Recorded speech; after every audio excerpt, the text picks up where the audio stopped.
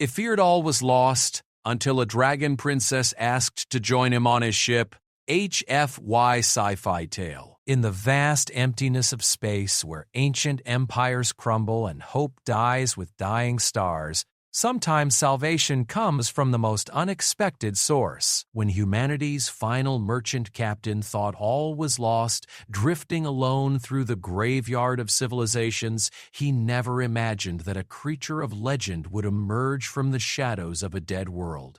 What happens when the last free human meets the last of the dragon kind? What happens when two dying races discover that together they might just rewrite the fate of the galaxy? This is the story of Captain Marcus Chen, the stubborn human who refused to surrender, and Princess Viraleth, the dragon who chose exile over extinction. This is their journey from the edge of despair to the birth of a new legend that would echo across the stars for millennia to come. Captain Marcus Chen stared at the red warning lights flashing across his ship's control panel, each pulse reminding him that the wandering star was dying just as surely as he was. The life support system wheezed like an old man climbing stairs. The artificial gravity flickered every few minutes, and the fusion reactor was operating at barely 30% capacity. 3 months ago, he had been the proud captain of one of the last independent human trading vessels. Now, he was just another piece of debris floating through the cosmic graveyard that had once been the Andromeda Trade Corridor. The hegemony had won. After 2 centuries of grinding warfare, the alien coalition had finally broken humanity's back. Earth was gone, reduced to radioactive slag. The colonies had either fallen or surrendered. The great fleets that had once protected human space were scattered to the solar winds. Marcus had watched it all happen through the viewports of his ship, helpless to do anything but run. He pressed his calloused fingers against his temples, trying to massage away the headache that had become his constant companion. The ship's medical bay had run out of painkillers weeks ago, along with most other supplies. His reflection in the darkened navigation screen showed a man who had aged a decade in the past year. Gray streaked his once black hair, deep lines carved canyons around his brown eyes, and his olive skin had taken on the pale, unhealthy pallor of someone who spent too much time breathing recycled air. The communication array crackled with static, occasionally picking up fragments of transmissions from across the galaxy. Most were in alien languages, victory songs and territorial claims broadcast by hegemony forces. Sometimes, though, Marcus caught whispers in human languages, distress calls that went unanswered, final messages from dying crews, coordinates to refugee camps that no longer existed. Marcus had been following one such set of coordinates for the past week, a human settlement on Kepler 442b. A world on the very edge of what had once been human space. The transmission had been old, maybe 6 months, but it was the most recent sign of human life he had encountered. The message had been simple: safe haven for all human vessels, landing coordinates follow. We endure. We endure, the unofficial motto of humanity's scattered remnants. Marcus had heard it whispered in a dozen languages across 100 worlds. It was all they had left now, the stubborn refusal to lie down and die. The navigation computer chimed softly, pulling Marcus from his dark thoughts. Kepler 442b hung before them, a blue-green marble wrapped in swirling white clouds. It looked peaceful, almost Earth-like, but Marcus had learned not to trust appearances. Too many beautiful worlds had turned out to be traps, hegemony ambushes waiting to snap shut on desperate human refugees. Marcus powered up the ship's passive sensors, scanning for signs of life or technology. The planet showed the expected readings: oxygen atmosphere, liquid water, electromagnetic activity consistent with a pre-industrial civilization. But there was something else, something that made the sensors flicker and jump like nervous animals. Computer, run a deep scan on that anomalous reading in the northern continent, Marcus commanded, his voice hoarse from weeks of talking only to himself. The ship's ancient AI took nearly a minute to process the request. When it finally responded, its synthesized voice was crackling with static. Able to identify energy signature, Captain. Readings are consistent with advanced technology, but the power output suggests something far beyond current human capabilities. Marcus leaned forward in his command chair, studying the sensor data. The energy signature was massive, easily 10 times what a human settlement should be generating. Either the refugees had found some incredible piece of alien technology, or this was something else entirely. He was still debating whether to investigate when the communication array suddenly burst to life. The static cleared, replaced by a signal so clear and strong it made Marcus jump in his seat. But it wasn't a human voice that emerged from the speakers. The voice was female, speaking accented but fluent human standard. There was something musical about it, a resonance that seemed to vibrate in Marcus's chest. But underneath the beauty was something else, an alien quality that raised the hair on the back of his neck. Human vessel, this is Princess Virolith of the Draconic Sovereignty. I have been monitoring your approach for the past 2 standard hours. You seek the human settlement that once existed in the Northern Valley. I regret to inform you that no humans remain on this world. Marcus's heart sank. Another dead end. Another hope crushed. He keyed the transmitter with trembling fingers. This is Captain Marcus Chen of the merchant vessel Wandering Star. What happened to the settlement? There was a pause before the alien voice responded. When it came, Marcus heard something he didn't expect. Sadness. The hegemony found them 3 months ago. I was unable to prevent what followed. The survivors were taken to processing centers. None returned. The words hit Marcus like physical blows. Processing centers. He knew what that meant.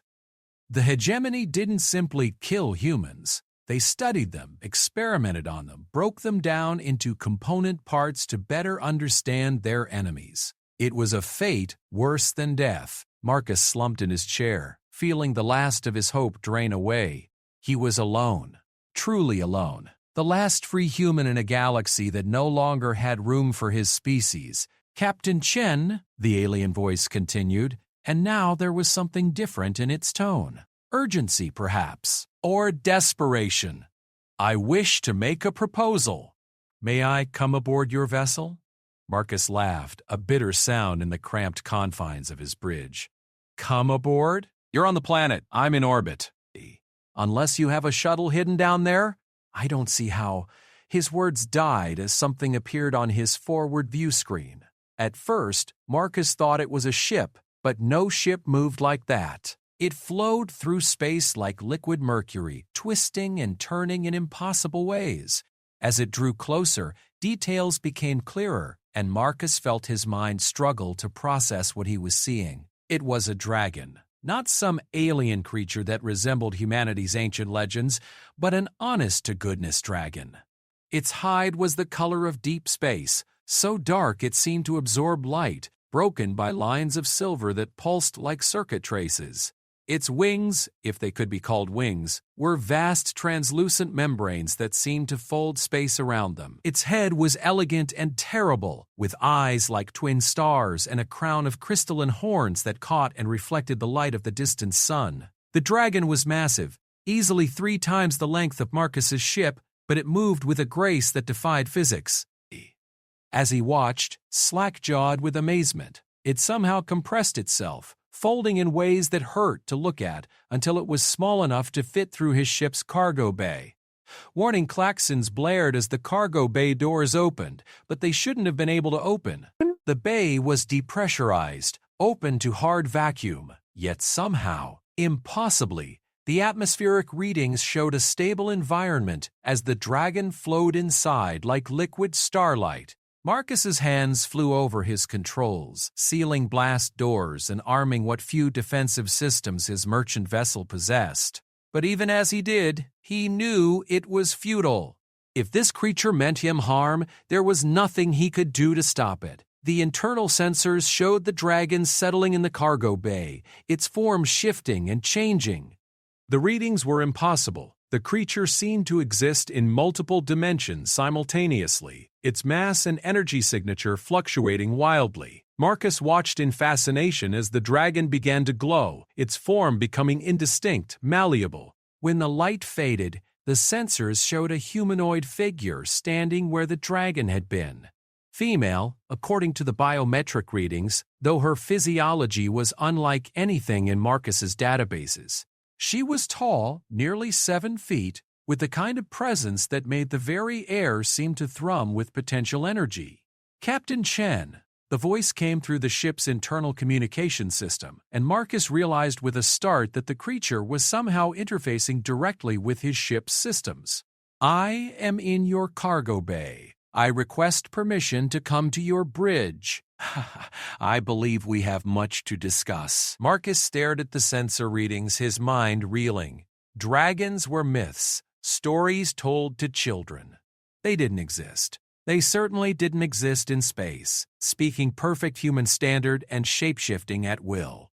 Yet here one was, aboard his ship, asking politely for permission to visit. He thought about the empty galaxy around them, about the destroyed human settlements and the processing centers. He thought about his dwindling supplies and failing systems. He thought about dying alone in the cold vacuum of space. Just another casualty of humanity's lost war. What did he have left to lose? Marcus keyed the internal communication system. "Permission granted. The lift to the bridge is through the corridor to your left." "Fair warning, my ship is old and not particularly well maintained. The artificial gravity might fluctuate." A sound that might have been laughter came through the speakers. "Captain, I have spent the last 3 centuries living in the ruins of a dead civilization.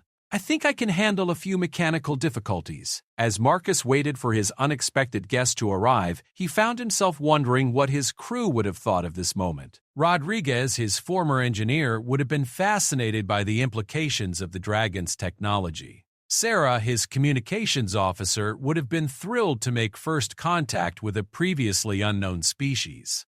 Captain Williams, his old mentor, would have told him he was crazy for allowing an unknown alien aboard his ship.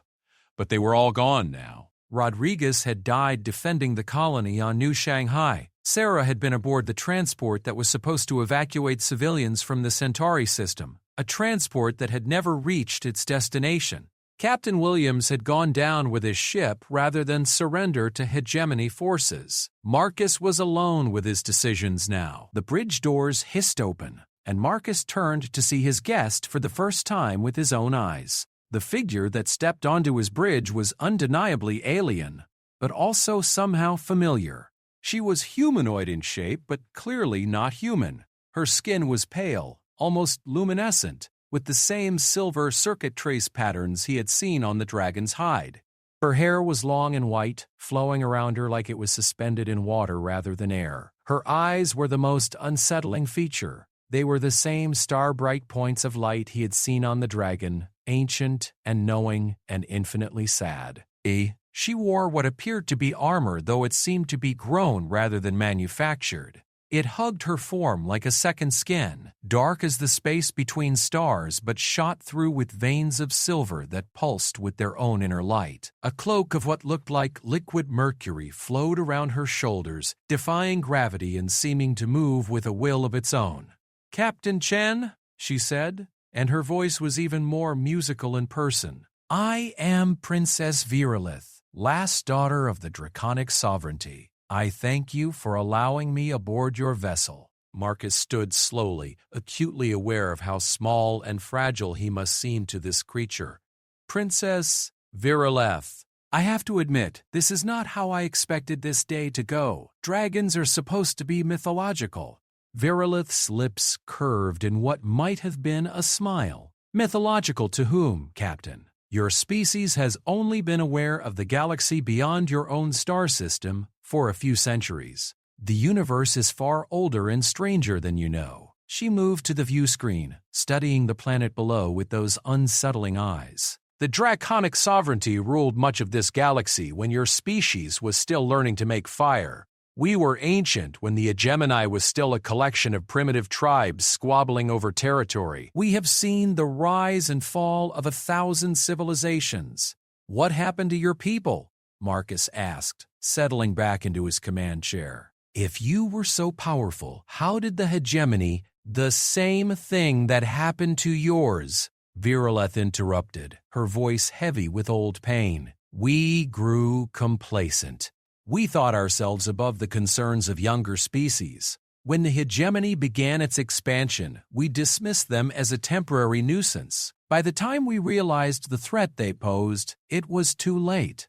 She turned from the view screen to face Marcus directly. The draconic sovereignty fell 5 years ago. Our worlds burn under hegemony rule. Our people are dead or enslaved.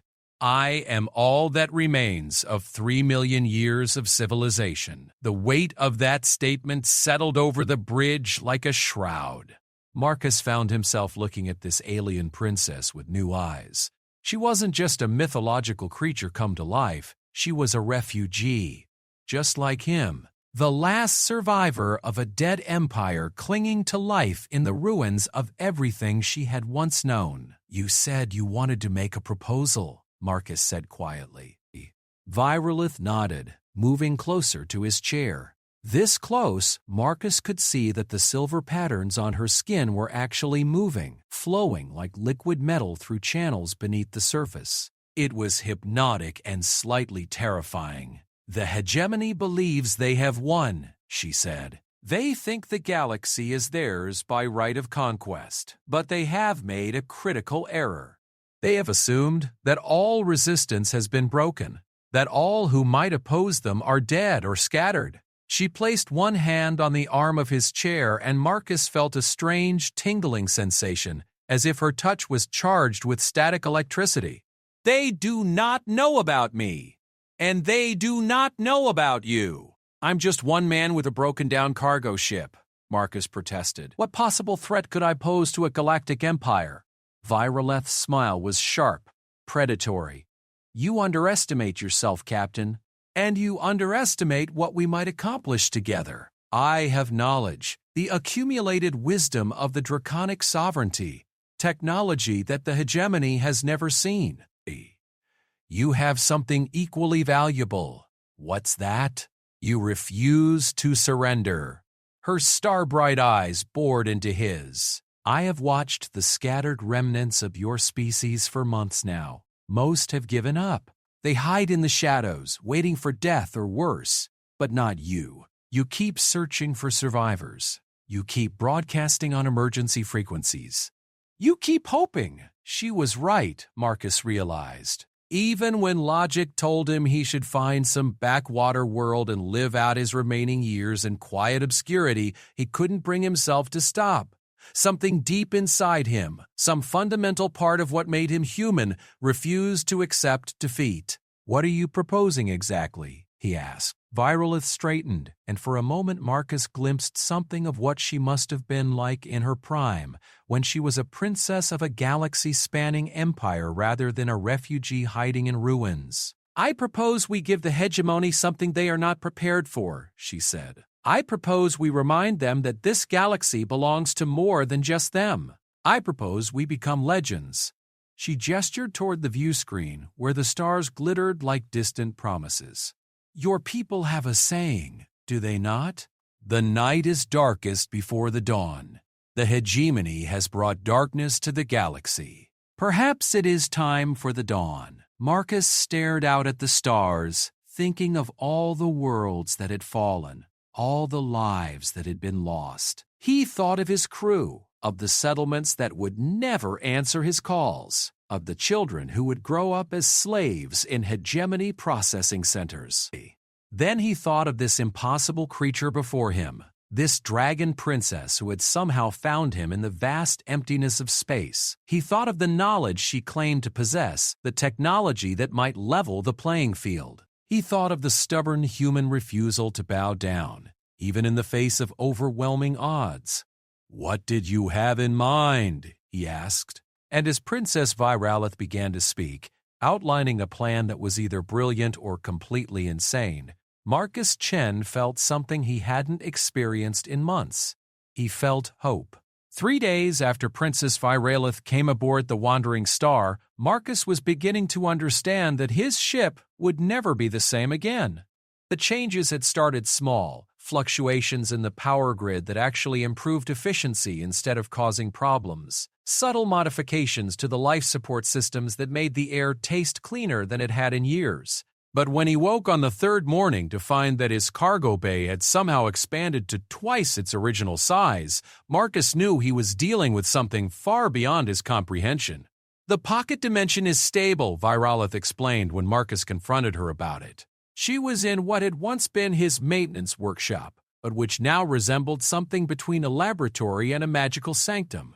Crystalline formations grew from the walls like technological coral, pulsing with soft light and humming with energy. Your ship's infrastructure was inadequate for what we need to accomplish. I have made improvements. Marcus walked around the expanded space, trying to wrap his head around the concept of pocket dimensions. The floor felt solid beneath his feet. The air seemed normal, but his instruments insisted that the space didn't exist according to normal physics. How is this possible? Your species thinks of space and time as fixed constants, Virolith replied, not looking up from the device she was assembling. It appeared to be some kind of communications array, but built from materials that shifted and flowed like living things. They are not. Reality is far more flexible than you imagine, if you know how to encourage it. She gestured, and Marcus watched in fascination as raw energy coalesced into solid matter in her palm. A moment later, she was holding a perfectly crafted component that slotted seamlessly into her device. The Draconic Sovereignty learned to work with the fundamental forces of existence rather than against them. What you call magic, we consider applied physics. Marcus had given up trying to understand the science behind what Virolith could do. Instead, he focused on the practical implications. His ship was becoming something unprecedented, a hybrid of human engineering and draconic sorcery. The fusion reactor now operated at 130% capacity without showing any signs of strain. The sensors could penetrate subspace barriers that would have been impenetrable before. The weapon systems, well, Marcus was still trying to figure out what the weapon systems had become. Explain to me again why we're building a communications array, Marcus said, settling into a chair that definitely hadn't been there yesterday. It was surprisingly comfortable, molding itself to his body like it was alive. Because the first step in any rebellion is communication, Virolith replied. The hegemony controls all major communication networks. They monitor every transmission, track every signal, but there are older networks, quantum channels, that predate their rise to power.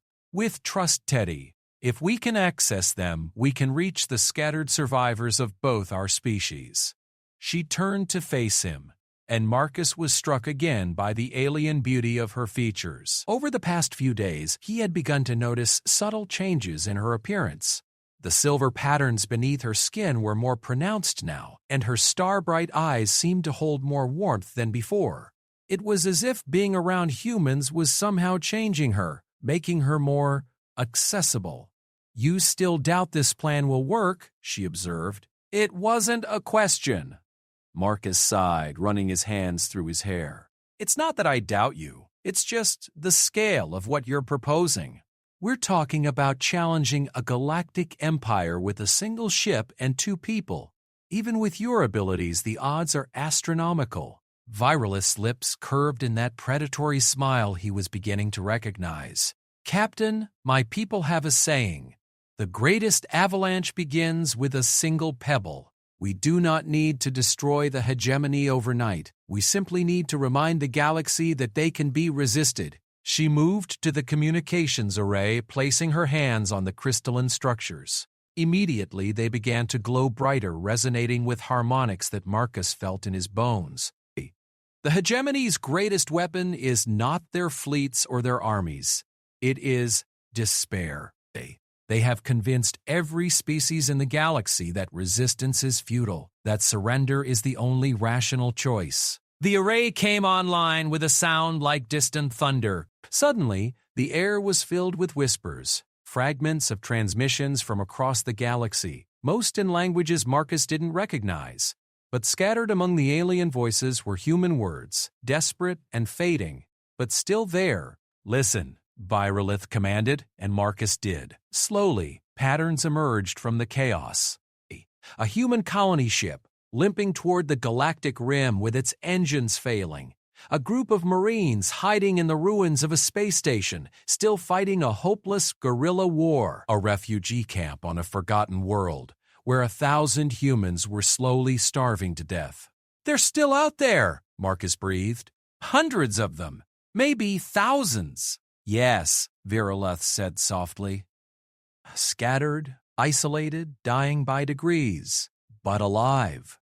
And if they knew they were not alone, she began to adjust the array's frequency, her movements precise and graceful. The quantum channels work on principles of consciousness resonance. They respond not just to technological manipulation, but to will, to hope, to the burning desire to reach across the void and touch another mind.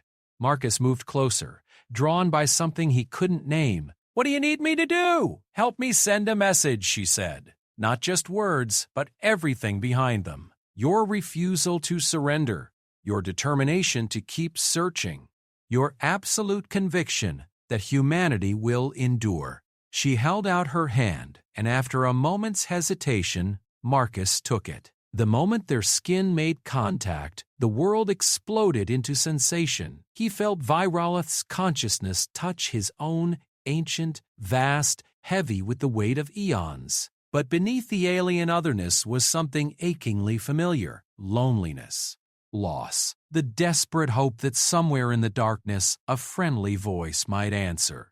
Together, they reached out through the quantum channels, their combined will shaping the transmission. Marcus felt his own thoughts and emotions flowing into the array, amplified by Virolith's power and given wings by her knowledge. The message that emerged was more than words. It was pure intention, distilled hope, the promise that the darkness did not have to be eternal. To all human survivors, Marcus heard his own voice saying, though he was no longer sure if he was speaking aloud or directly into the quantum foam, "This is Captain Marcus Chen of the Wandering Star. I know you think you're alone. I know you think the war is over. But you're wrong." The transmission rippled outward at faster-than-light speeds, carried by quantum entanglement and draconic will. Marcus felt it touching minds across the galaxy, a spark of light in a universe that had grown too dark. "We are gathering strength," Virolith's voice joined his own, harmonizing in ways that should have been impossible. "We are building something new. Alliance of the forgotten, the abandoned, the refused to kneel. Find us. Join us. Help us remind the galaxy that some fires cannot be extinguished." The transmission ended, leaving Marcus and Virolith gasping in the aftermath. Marcus felt drained but strangely exhilarated, as if he had just run a marathon and climbed a mountain at the same time. Virolith swayed slightly, her luminescent skin flickering like a candle in the wind. "Will they hear it?" Marcus asked. "They will hear it," Virolith confirmed. "Whether they will answer, that remains to be seen." The first response came less than an hour later. A coded transmission from the Kepler system, where a group of human engineers had been hiding in the asteroid belt. They had salvaged enough equipment to build a single working ship, but they had nowhere to go and no hope of breaking through hegemony patrols. The second came from a mining colony on the edge of the galaxy, where 200 humans were slowly dying of radiation poisoning after their environmental systems failed. By the end of the first day, they had received 17 responses. By the end of the first week, the number had grown to 43. "It's working," Marcus said, staring at the star map that now dominated his expanded bridge. Red dots marked the locations of confirmed human survivors, while blue dots indicated possible draconic sovereignty remnants that Virolith had been able to contact. "They're actually responding. Did you doubt they would?" Virolith asked. She was standing beside the navigation console, her fingers dancing over controls that Marcus was fairly certain hadn't existed a few hours ago. "Your species has many flaws, Captain, but lack of courage is not among them." Marcus studied the map, noting the patterns of distribution. Most of the survivors were concentrated along the galactic rim, in regions that the hegemony considered too remote to be worth occupying in force. A few were hiding in the ruins of once great civilizations, using the wreckage as camouflage, and scattered throughout were the blue dots, Virolith's people, or what was left of them. "There are more dragons than I expected," Marcus observed. Virolith's expression grew sad. "Not dragons, Captain. Dragon-touched. Servants. Allies. Beings who were transformed by long association with my people. True dragons. There are perhaps a dozen left in the entire galaxy. But they have your abilities, your technology, to a degree. They lack the full scope of draconic power, but they retain enough to be useful." She paused, studying one particular blue dot near the galactic core. "There is someone I particularly hope will answer our call. A human who was changed by his association with my people. If he still lives, he could be invaluable to our cause." Before Marcus could ask for details, the communication array chimed with an incoming transmission. This one was different from the others, stronger, clearer, and carrying an authority that made the quantum channels themselves seem to sit up and take notice. "This is Admiral Elena Vasquez of the Terran Resistance Fleet," a crisp, professional voice announced.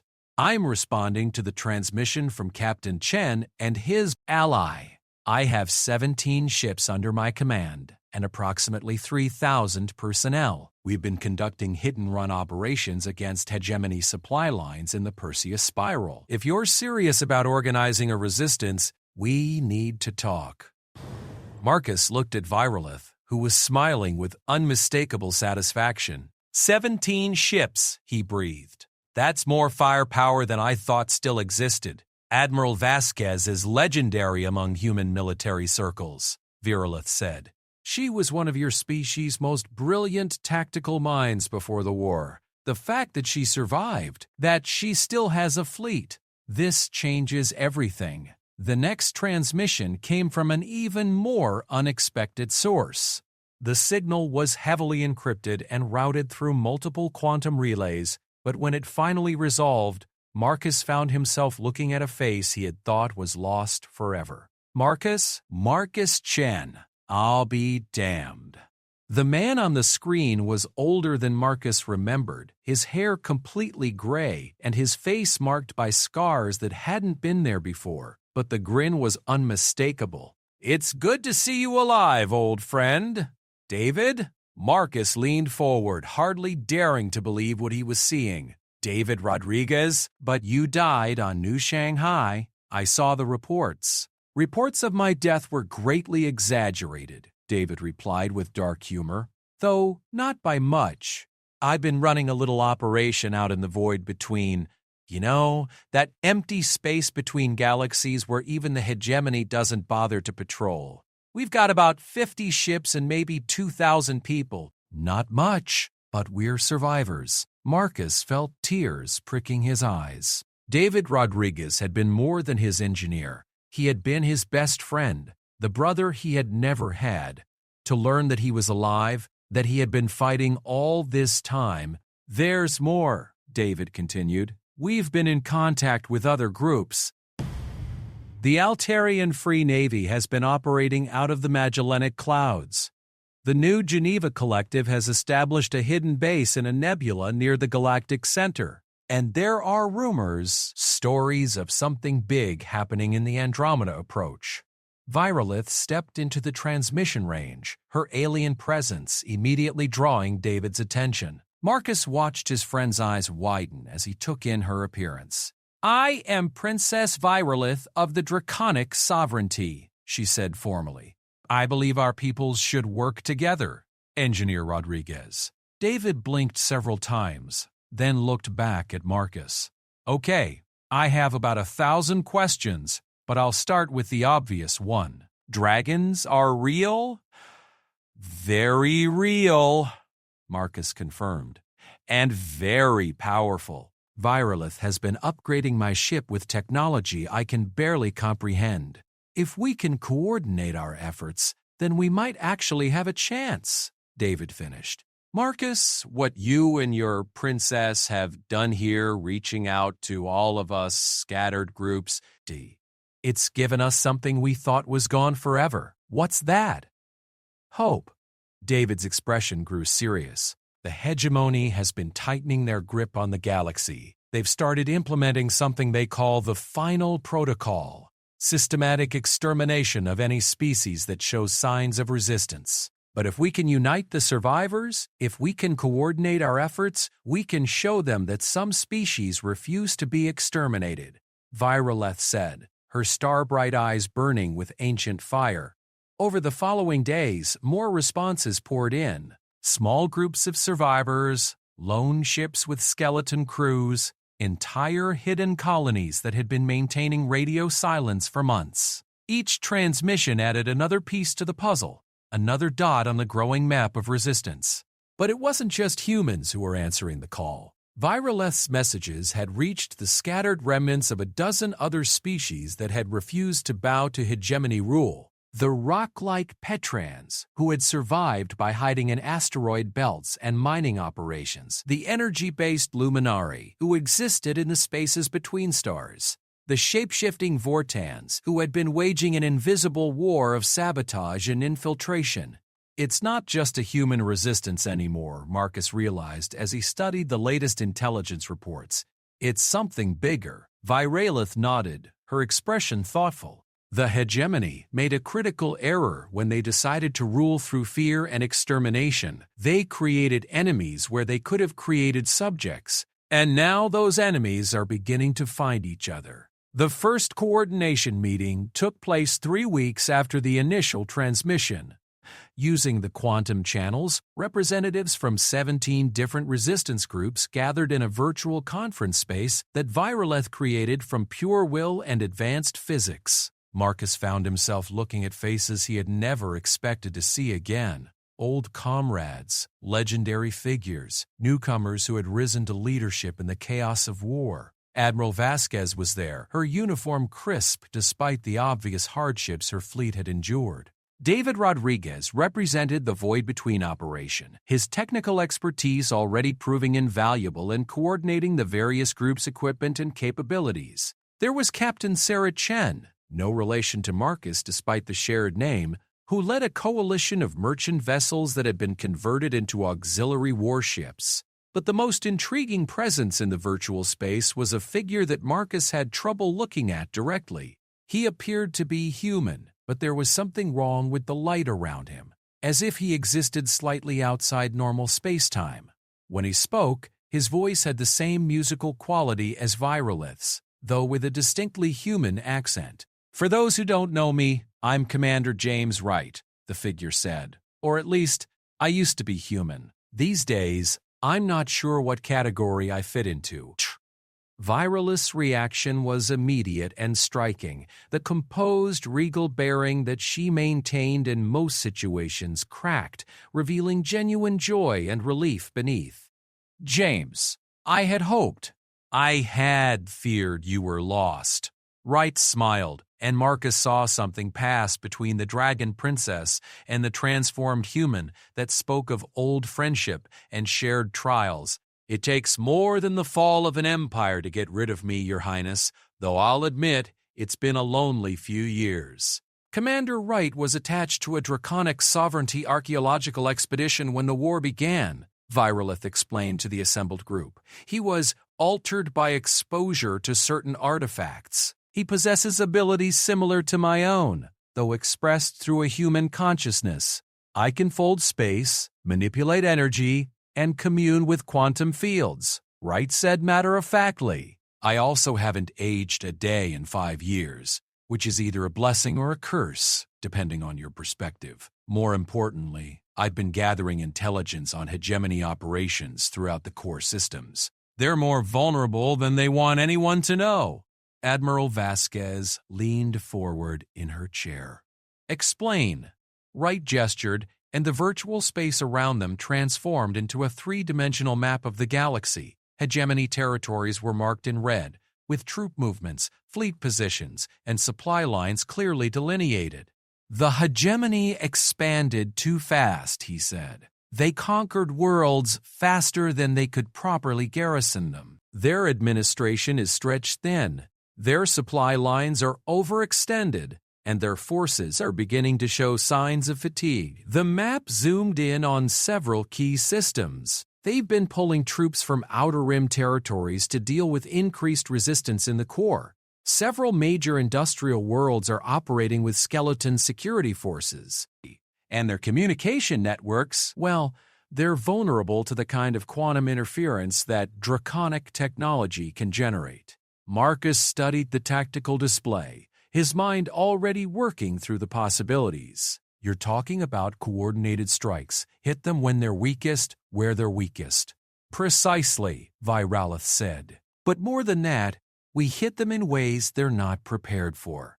They expect conventional attacks, fleets, armies, the kind of warfare they've been fighting for centuries. They're not prepared for what happens when physics itself becomes a weapon. What do you need from us? Admiral Vasquez asked. Everything you can spare, Marcus replied. Ships, crews, equipment, intelligence. But most importantly, we need you to believe that this can work. Because if we're going to pull this off, we're going to need the kind of coordination and trust that only comes from absolute faith in the mission. The meeting continued for hours, with representatives from different groups sharing intelligence, resources, and tactical plans. By the end, they had outlined the framework for something unprecedented in galactic history, a multi-species resistance movement that combined conventional military tactics with technologies that bordered on the magical. But it was the final exchange that would stay with Marcus long after the conference ended. There's one thing I need to know, Admiral Vasquez said, addressing Viralith directly. Why are you doing this? Your people are essentially extinct. You could disappear into the deep void. Live out your existence in peace. Why risk everything to help humanity and the other species? Viralith was quiet for a long moment, her star-bright eyes reflecting depths of thought and emotion that Marcus was only beginning to understand. When she finally spoke, her words carried the weight of eons. Because, Admiral, extinction is not just the end of a species. It is the end of dreams, of hopes, of all the futures that might have been. The hegemony seeks to reduce the galaxy to a single vision, a single way of existence. They would make all diversity into uniformity, all creativity into compliance. She looked around the virtual conference space, her gaze touching each of the assembled resistance leaders. You humans have a concept that my people came to understand too late, that the whole is greater than the sum of its parts. Alone, each of our species is vulnerable. Together, we might become something that even the hegemony cannot destroy. As the conference ended and the various representatives signed off, Marcus found himself alone on his bridge with Viralith. The Dragon Princess was standing at the view screen, looking out at the stars with an expression that seemed to encompass both infinite sadness and unshakable determination. "Do you really think this will work?" Marcus asked. Viralith turned to him, and for a moment Marcus saw her not as an alien princess or creature of legend, but as what she truly was, a survivor clinging to hope in the darkness just as he was. "I think, Captain Chen, that we are about to find out what happens when the forgotten remember that they still have teeth." The wandering star no longer resembled the ship Marcus had called home for the past decade. What had once been a simple cargo hauler was now something that defied easy classification. Draconic modifications had transformed it into a hybrid vessel that existed partly in normal space and partly in dimensions that human physics couldn't properly describe. The hull still looked mundane enough from a distance, but closer inspection revealed the flowing silver patterns that marked it as something touched by ancient magic. Marcus stood in what Viralith had called the Strategic Planning Chamber, a space that definitely hadn't existed when he first launched from Earth orbit. The room was dominated by a three-dimensional display that showed real-time positions of every known resistance cell in the galaxy. Red markers indicated human groups, blue marked the various draconic remnants, and a growing number of green dots represented other species that had joined their cause. The hegemony patrol schedule for the Vega system shows a 12-hour gap every third rotation, Commander Wright was saying, his transformed features flickering slightly as he interfaced directly with the display. If Admiral Vasquez can position her ships here and here, we can take out their primary communication relay before they know what hit them. Admiral Vasquez, present via quantum link from her flagship, nodded approvingly. My people can handle that. But what about their response fleet? Intelligence suggests they have at least 20 heavy cruisers stationed at the Arcturus naval base. That's where we come in, Vryoleth interjected. She gestured, and the display zoomed in on the Arcturus system. Marcus and I will create a diversion here, drawing their forces away from Vega. The wandering star is uniquely capable of misleading their sensors about our true nature and capabilities. Marcus studied the tactical display, noting the distances involved. That's a 30-hour jump between systems. Even with our enhanced drive, we'll need perfect timing. Leave the timing to me, Wright said with a confidence that still unnerved Marcus. The commander's human consciousness housed in a transformed body capable of manipulating space-time was something Marcus was still getting used to. I'll coordinate the quantum channels to ensure simultaneous strikes. The plan was ambitious. For 2 months, they had been building their network of resistant cells, gathering intelligence, and preparing for their first major operation. The hegemony was becoming aware that something was stirring in the galactic rim. Scattered reports of raided supply convoys and sabotaged installations were reaching their high command, but they still didn't understand the scope of what they were facing. How many cells are ready for simultaneous operations? Marcus asked. Vryoleth consulted the display, her star-bright eyes tracking the positions of their scattered allies. 47 confirmed, with another dozen possible. If we can coordinate strikes across that many systems simultaneously, it will send a message that the hegemony cannot ignore. It will also paint targets on all our backs, Admiral Vasquez pointed out. Once we reveal ourselves like this, there's no going back to hiding in the shadows. Good, Marcus said, surprising himself with the vehemence in his voice. I'm tired of hiding. Humanity doesn't cower in corners waiting for extinction. We face our enemies head-on, even when the odds are impossible. Vryoleth looked at him with something that might have been pride. Spoken like a true dragon friend. The term was one she had used before, though Marcus wasn't entirely sure what it meant. From context, it seemed to be some kind of honorary title among her people, granted to those who displayed the kind of fierce independence and refusal to surrender that dragons valued. Phase 1 begins in 72 hours, Wright announced. All cell commanders have their assignments. The quantum channels are synchronized and ready. If anyone has second thoughts, now is the time to voice them. Silence stretched across the communication links. Marcus could almost feel the determination radiating from the scattered resistance leaders. They had all lost too much to the hegemony to turn back now.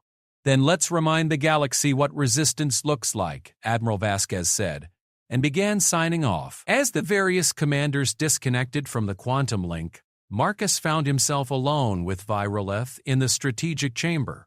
The Dragon Princess was studying the display with an intensity that made the air around her seem to shimmer. You're worried about something, Marcus observed.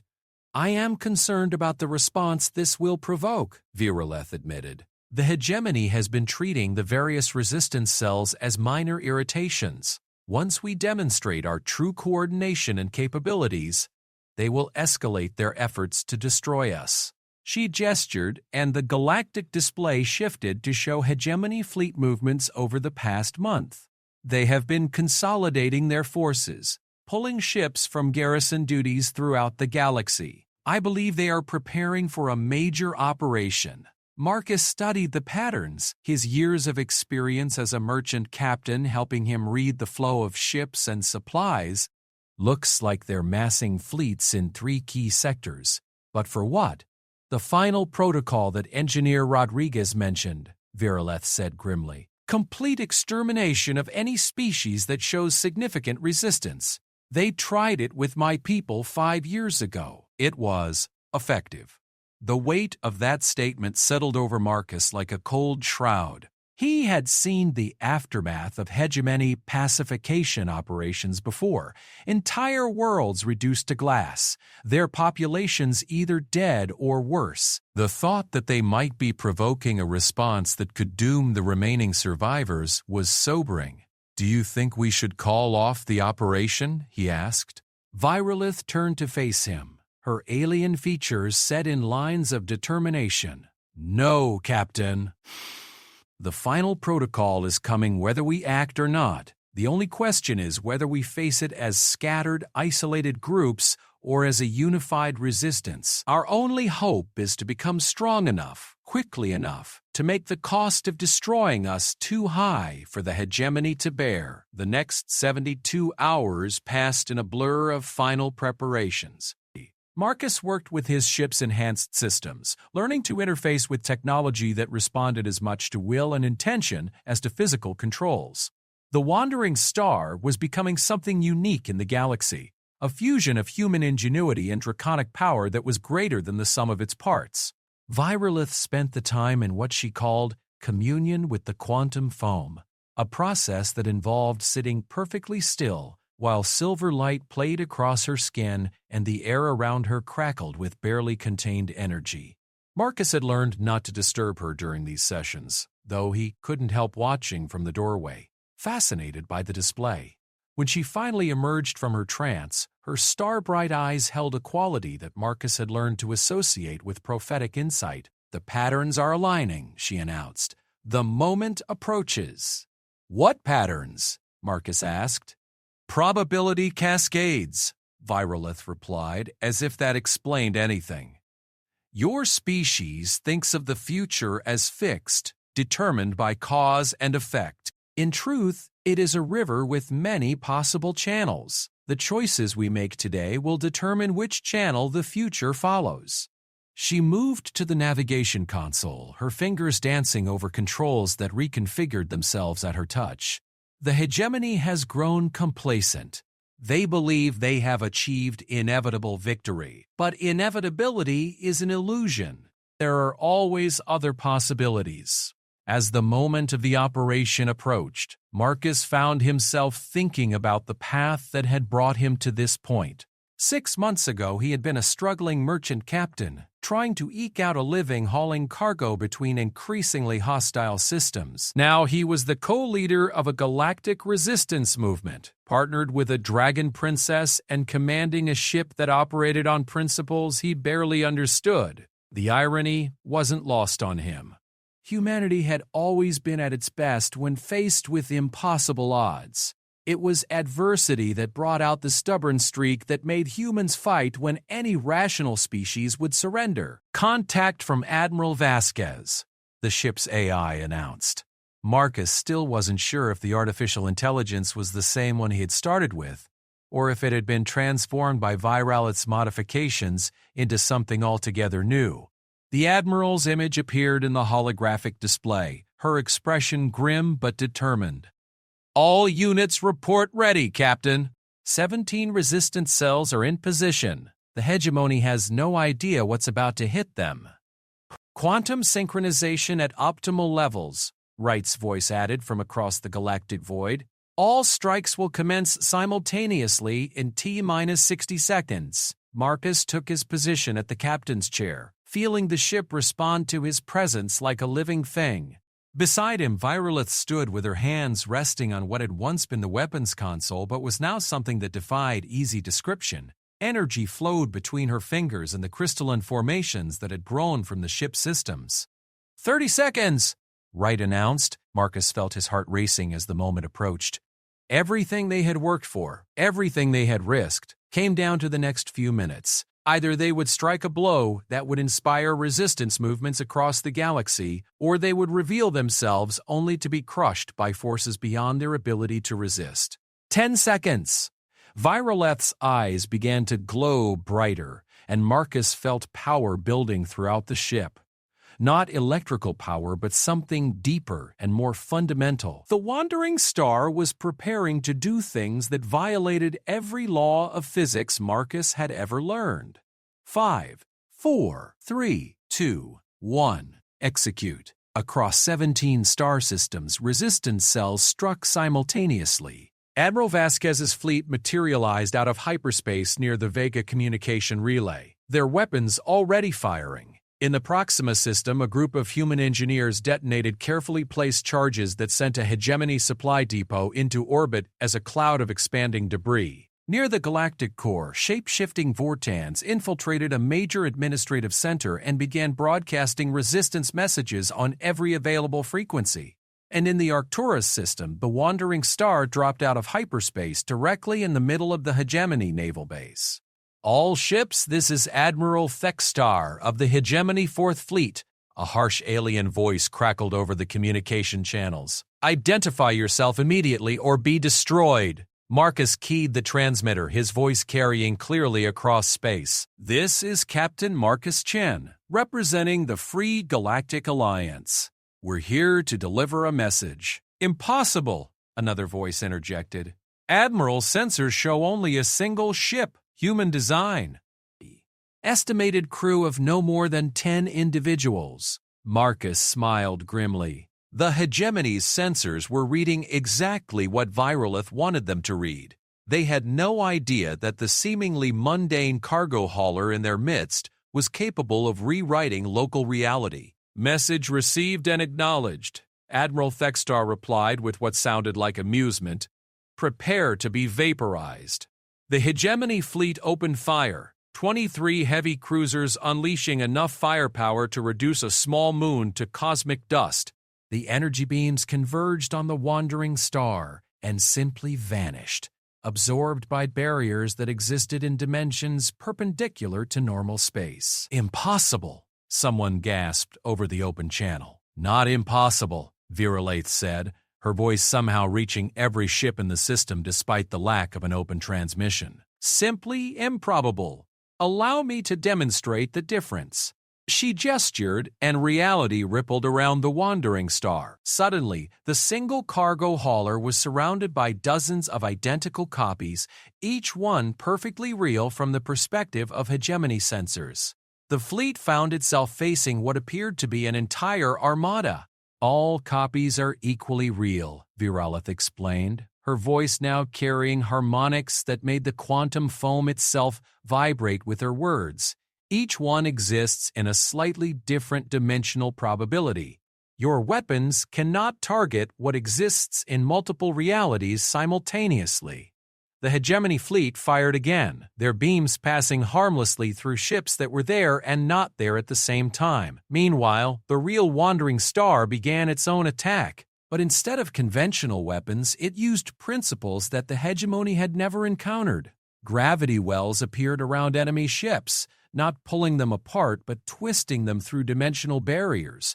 The molecular bonds holding their hulls together were convinced to reorganize themselves into more interesting configurations. Energy weapons found their targeting systems suddenly convinced that empty space was the most threatening thing in the system. In less than 10 minutes, the entire 4th Fleet was disabled without a single ship being destroyed or a single life lost. They simply found themselves unable to function as warships, their systems transformed by draconic influence into something more suitable for peaceful purposes. This is our message, Marcus announced as the final hegemony vessel found its weapons replaced by hydroponics gardens.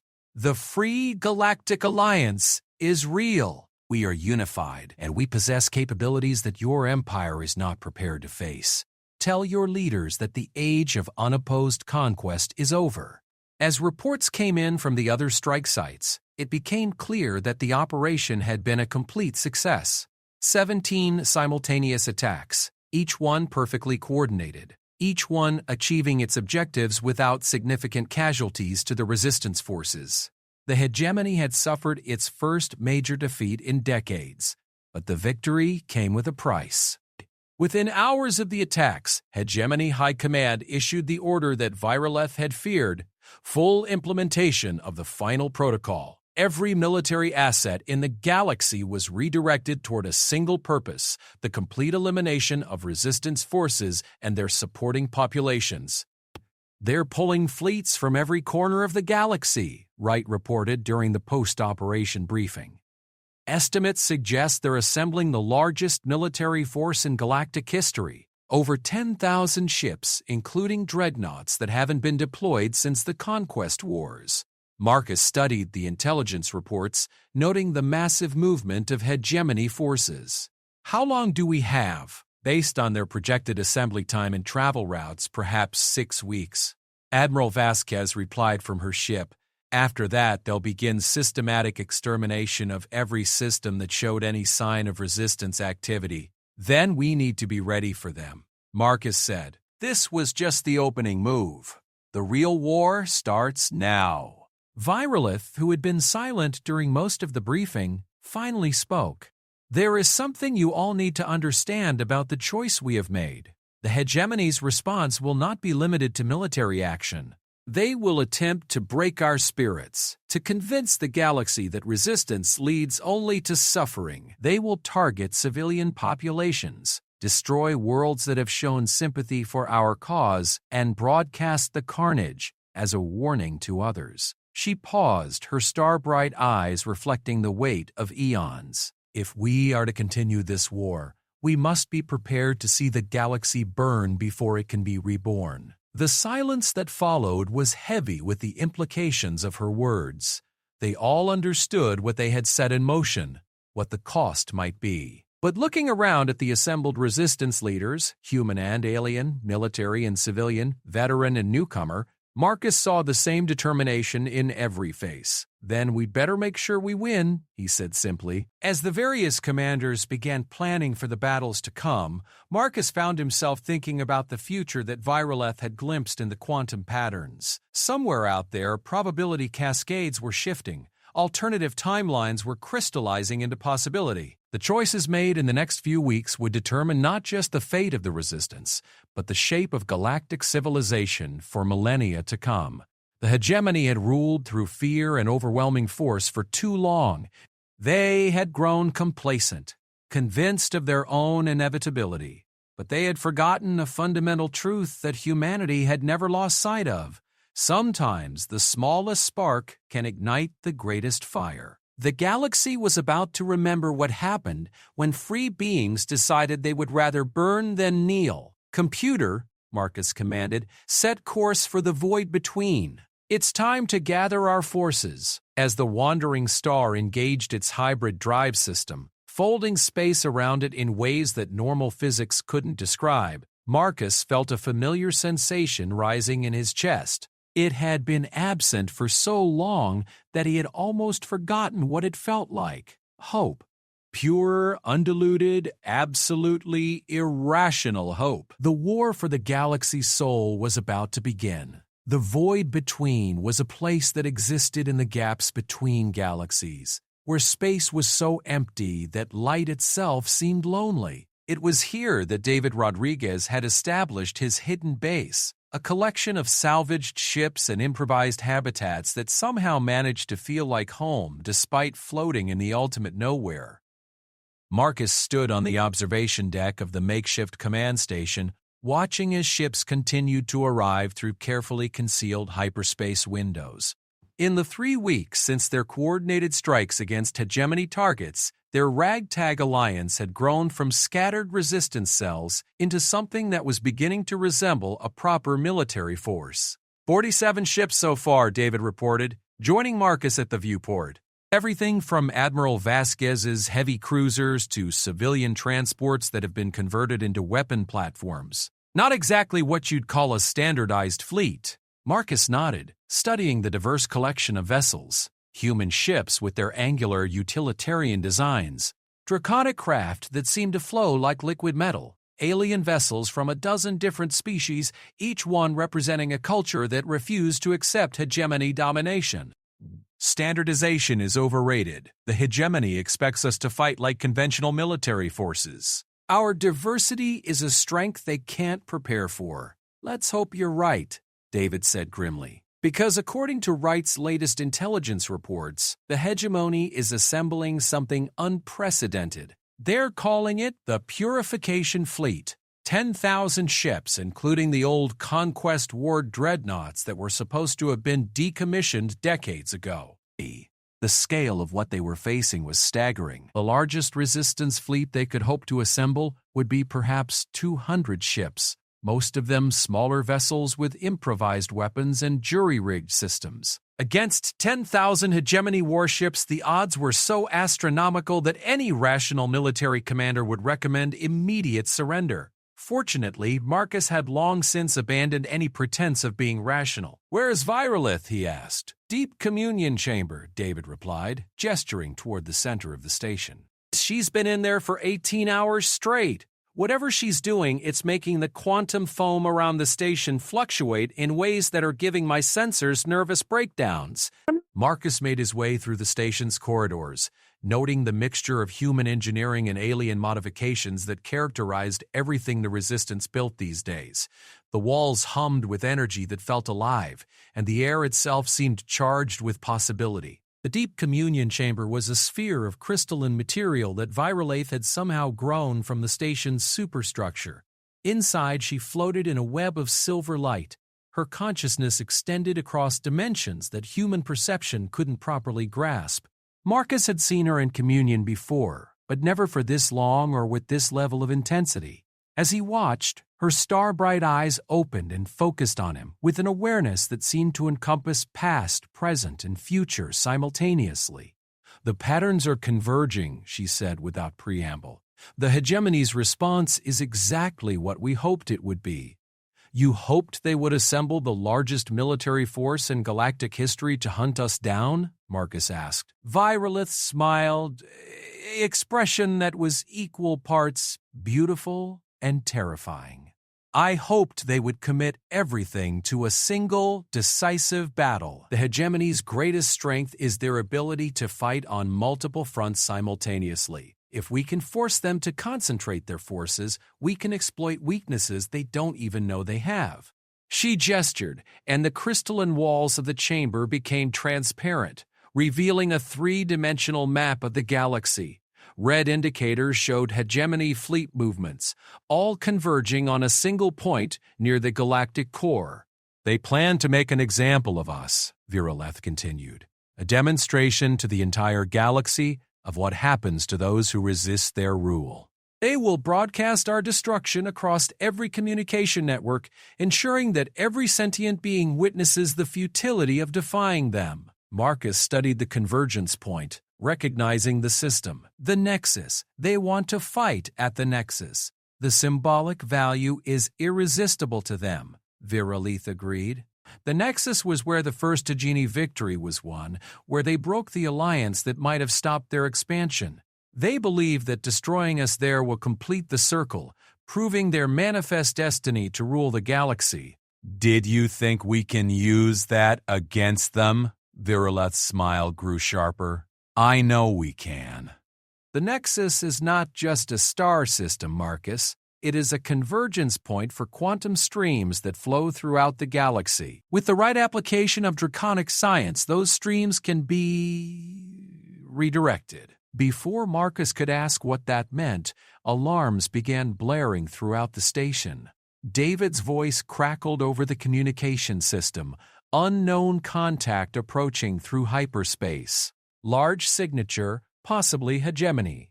Marcus and Virolith rushed to the command center, arriving to find the Resistance leadership gathered around the tactical displays. The unknown ship was indeed large dreadnought class, according to the sensors, but its design was unlike anything in the current hegemony fleet. "It's broadcasting a recognition code," Commander Wright reported. "Ancient draconic encryption. I think it's one of yours, Princess."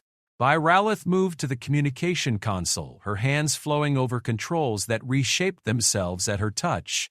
The main screen flickered, then resolved into an image that made several of the human officers gasp in amazement. The bridge of the approaching ship was vast, its architecture flowing and organic rather than built. Standing at its center was a figure that made Virolith look almost human by comparison. The dragon that appeared on screen was ancient beyond measure. Its scales, the color of deep space, shot through with veins of silver that pulsed like captured starlight. When it spoke, its voice carried the weight of eons. "Greetings, young princess," the ancient dragon said.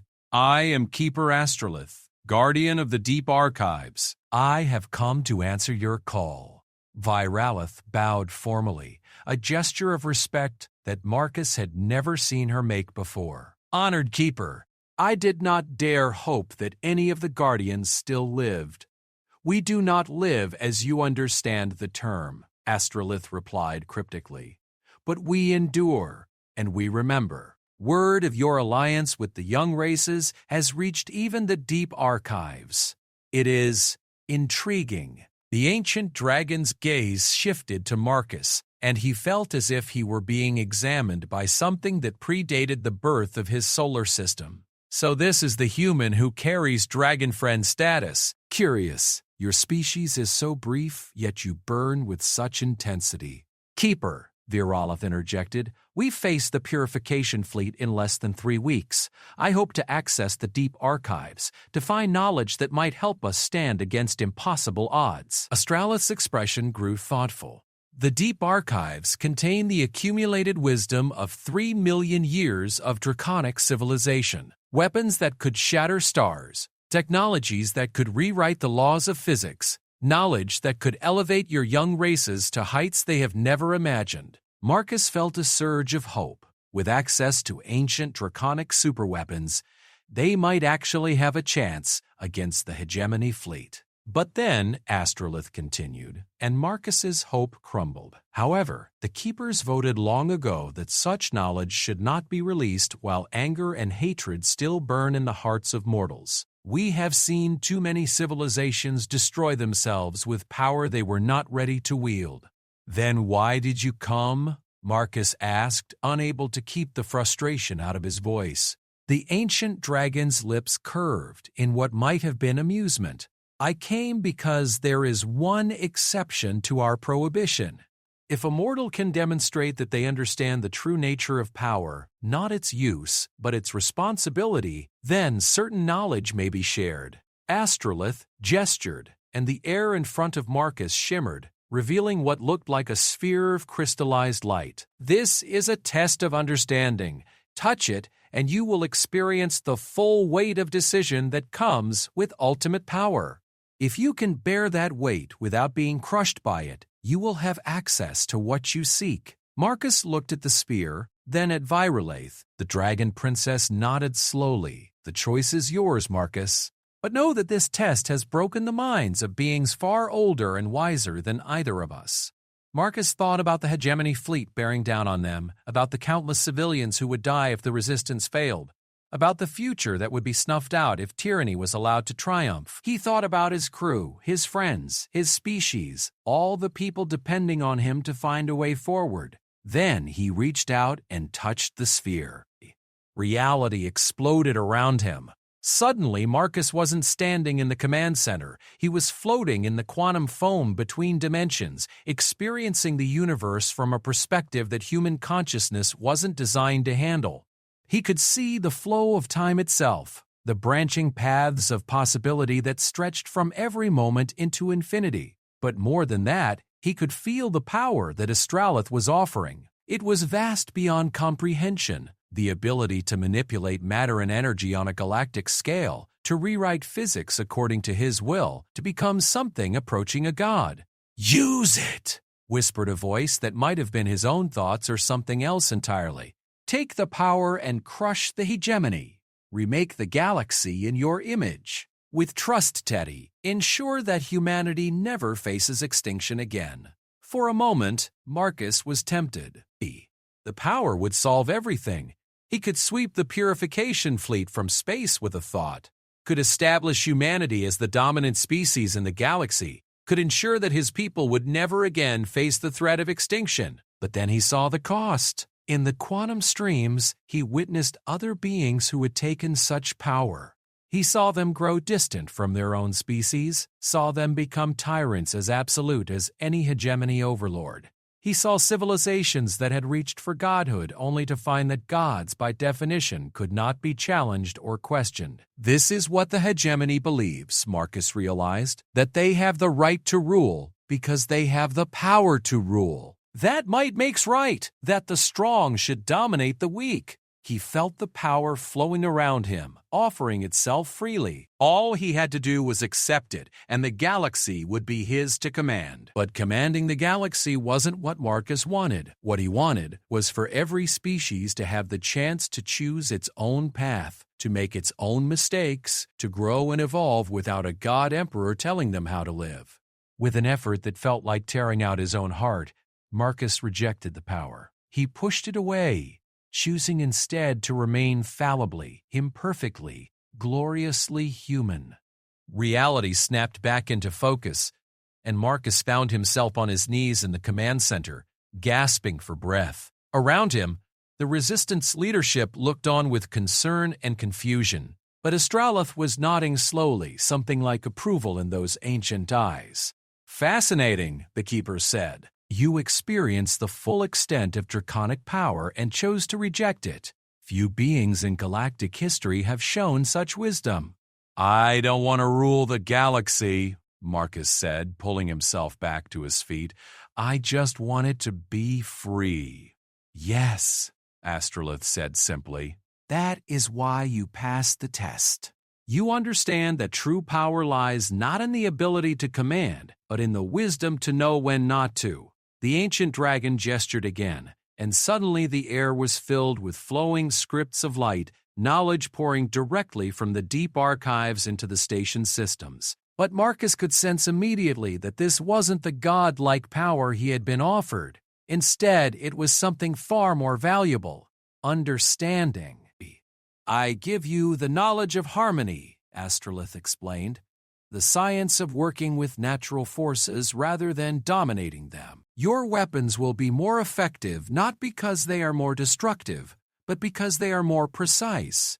Your ships will be faster not because they brute force their way through space-time, but because they learn to flow with quantum currents." The knowledge integrated itself into the Resistance's technology, and Marcus watched in amazement as their improvised fleet began to transform, not into superweapons capable of destroying stars, but into something more elegant, a force that worked in harmony with the universe rather than against it. "This is how we win," Virolith said, her star-bright eyes reflecting the flowing scripts of light. "Not by becoming what we oppose, but by showing the galaxy that there is another way." Admiral Vasquez, who had been monitoring the exchange from her ship, spoke up. "All well and good, but we still have a purification fleet bearing down on us. Philosophy doesn't stop plasma cannons." Astrolith turned to address her directly. "Does it not, Admiral? Consider. The hegemony rules through fear, because they believe that fear is the fundamental force of the universe. They have structured their entire civilization around the principle that the strong must dominate the weak to prevent chaos." The ancient dragon gestured to the transformed ships around them. "But what if there is another fundamental force? What if cooperation, not domination, is the true basis of stability? What if diversity, not uniformity, is the source of strength?" "You're talking about more than just military tactics," Commander Wright observed. "Indeed," Astrolith confirmed. "This battle will be fought on multiple levels. Yes, there will be ships and weapons and death. But the real conflict will be between two visions of what the galaxy can be. The hegemony's vision of order through oppression versus your vision of unity through voluntary cooperation." Marcus studied the tactical displays, seeing the approaching hegemony fleet with new eyes. 10,000 ships, representing the concentrated might of an empire that had ruled for centuries, but also representing a civilization that had grown static, that had stopped evolving because it no longer faced meaningful challenges. "How long until they reach the Nexus?" he asked. 17 days, Wright reported. "They're not trying to hide their approach. They want everyone in the galaxy to see them coming." "Then we have 17 days to prepare," Marcus said. "Not just our ships and weapons, but our message. When this battle is broadcast across the galaxy, every sentient being is going to see either the triumph of tyranny or the birth of something new? Virolith moved to stand beside him, her alien presence somehow feeling more familiar than ever. The quantum patterns are still shifting, she observed. The future remains unwritten, but I sense possibility. A chance for something unprecedented. What kind of possibility? Marcus asked. Virolaith's smile was radiant. The possibility that when the history of this galaxy is written, the Battle of the Nexus will be remembered not. He feared all was lost until a dragon princess asked to join him on his ship, HFY Sci-Fi Tale.